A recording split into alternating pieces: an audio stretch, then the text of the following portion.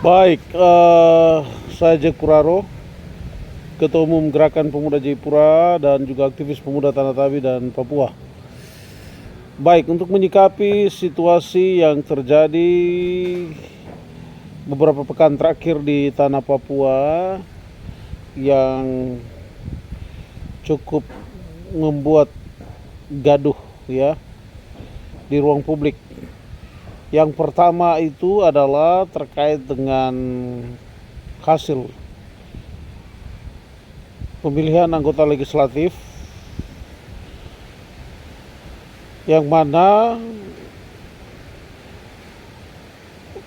banyak sekali yang terpilih itu bukan orang Papua ya,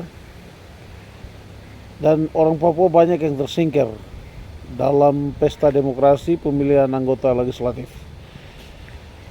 Saya ingin memberikan sedikit pendapat dan pandangan terkait dengan hal ini, baik kepada kita semua orang Papua dan juga saudara-saudara paguyuban, bahkan kepada penyelenggara KPU dan Bawaslu.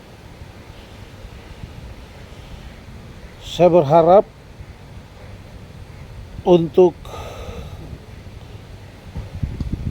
politik di Tanah Papua ini, saya pikir kita tetap harus mengacu kepada Undang-Undang Otonomi Khusus yang jelas-jelas mengatur tentang hak politik orang Papua. Saudara-saudara,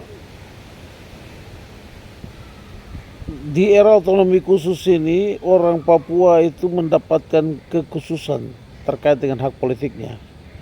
Oleh sebab itu, untuk saudara-saudara paguyuban mestinya harus memahami ruang ini ya.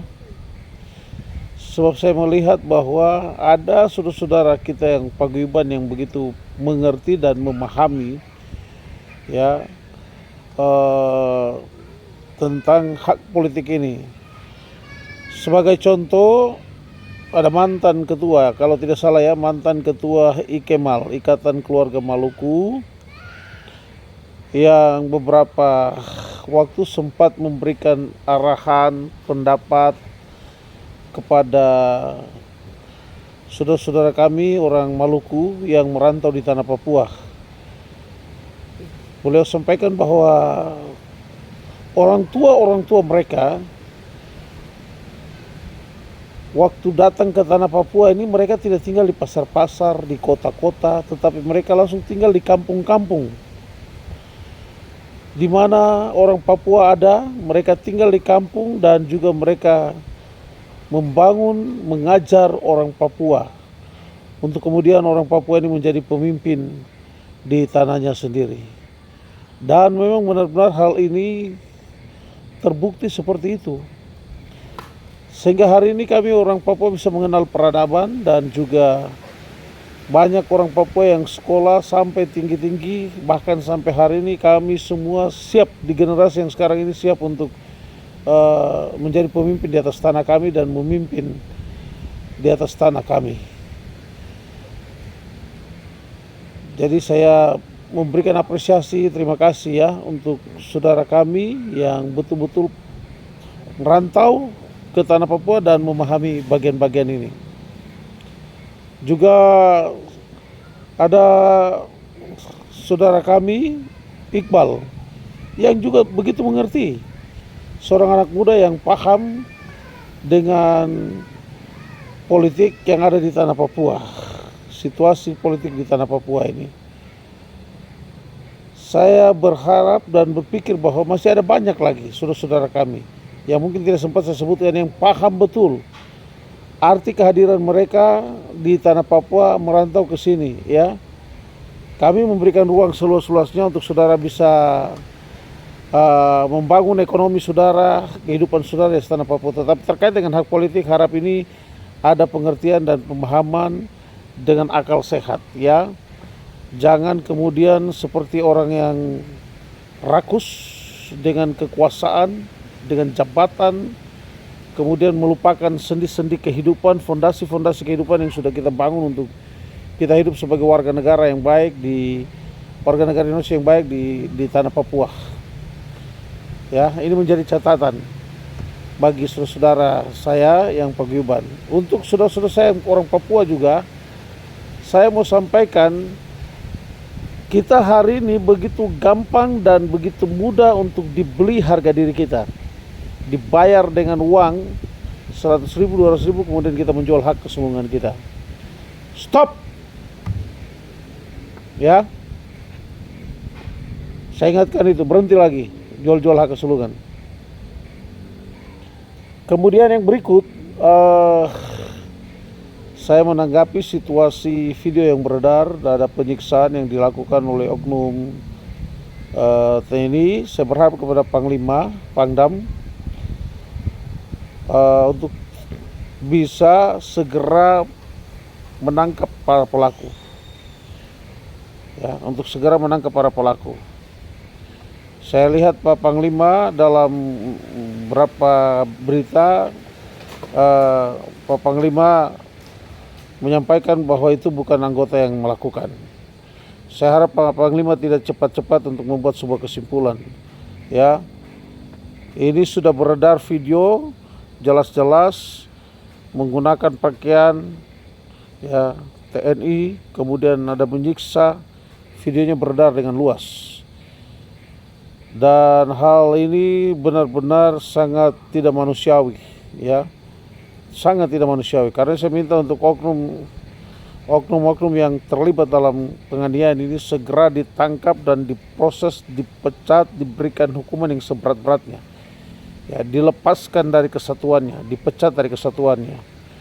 Ya, ini merupakan sebuah fenomena yang dipertontonkan seakan-akan kami orang Papua ini seperti binatang yang diciptakan untuk disiksa, ya. Padahal saudara ada di atas tanah air kami sendiri. Karena itu saya mau sampaikan untuk Anda yang menyiksa saudara-saudara orang Papua, apapun alasannya, saudara akan terkutuk oleh tanah ini, ya. Keturunan saudara juga akan terkutuk. Karena saudara berani melakukan penganiayaan kepada orang Papua di atas tanahnya sendiri. Saudara terkutuk, keturunan saudara juga akan terkutuk. Karena saya minta Pak Panglima segera tangkap dan proses para pelaku dan dipecat.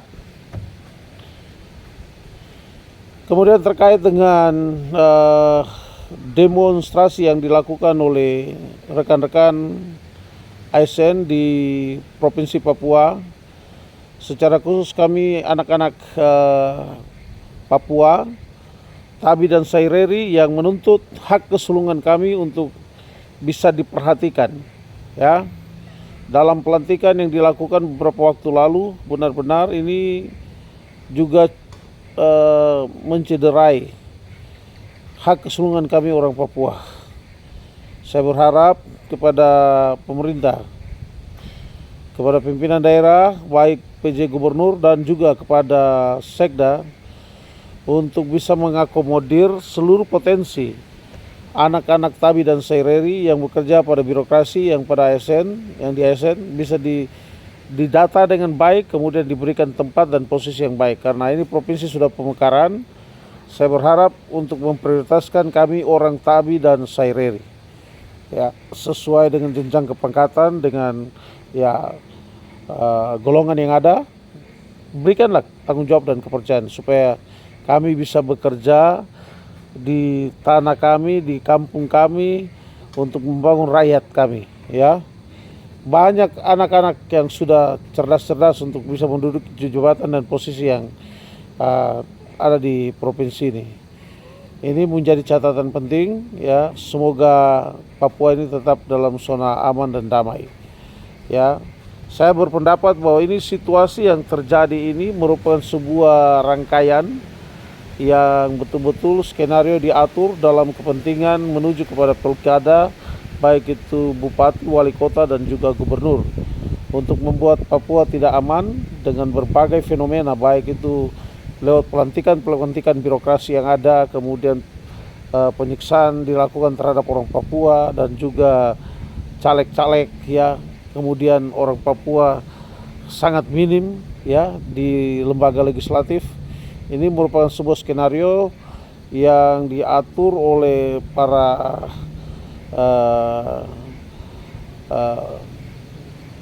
politikus dan juga kelompok-kelompok kepentingan yang benar-benar mau mengambil alih, merampas dan merampok hak kesulungan orang Papua. Saya berharap kita semua memahami ini, dan siapapun yang ada di Astana Papua ini, mari kita punya hati untuk membangun tanah ini ya, berikan kesempatan dan prioritas kepada orang asli Papua. Ya, saudara bisa bekerja di segala hal, tetapi terkait dengan ruang politik ini tidak boleh lagi diganggu. Mungkin tahun ini, periode ini kita berikan kesempatan untuk saudara, tetapi untuk periode mendatang ini menjadi catatan penting bahwa tidak boleh lagi ada orang lain yang bersaing dengan orang Papua untuk ada di lembaga legislatif dan eksekutif. Ini yang menjadi catatan ya. Tuhan menolong dan memberkati kita semua. Shalom, salam akal sehat, merdeka.